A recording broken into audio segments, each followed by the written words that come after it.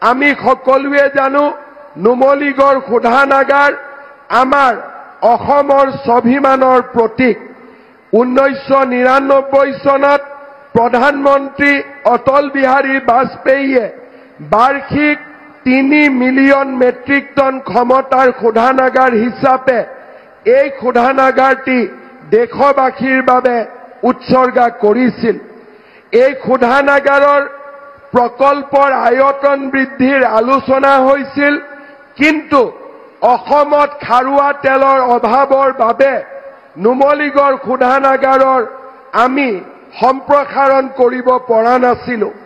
প্ৰধানমন্ত্ৰী নৰেন্দ্ৰ মোদী ডাঙৰীয়াই সিদ্ধান্ত লৈছিল যে দেশৰ ভিতৰতে খাৰুৱা তেল অসমত প্ৰথম উৎপাদন হৈছিল।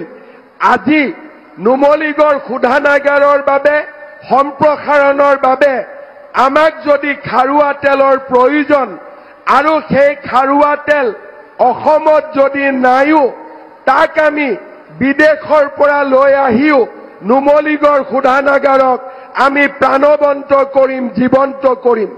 সেই প্ৰতিশ্ৰুতি অনুসৰি 26,000 কোটি টকা ব্যয় কৰি উৰিষ্যাৰ পাৰাদীপৰ পৰা শোধানাগাৰৰ বাবে তেল আনি প্ৰধানমন্ত্ৰী নৰেন্দ্ৰ মোদী ডাঙৰীয়াই নুমলীগড় শোধানাগাৰক এক নতুন জীৱন দিলে, এক নতুন প্ৰাণ দিলে।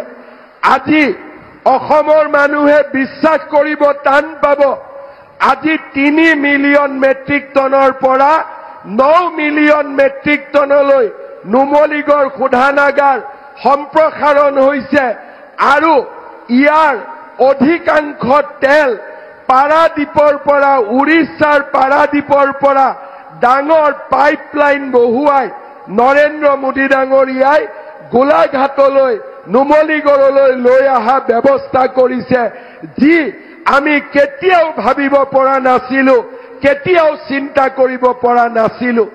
এদিন আমি অসমে ভাৰতক তেল দিছিলে আৰু যেতিয়া আজি অসমৰ প্ৰয়োজন হল, মোদী ডাঙৰীয়াই উৰিষ্যাৰ পৰা তেল আনি অসমত এই শোধানাগাৰক জীৱন্ত কৰিলে, প্ৰাণবন্ত কৰিলে।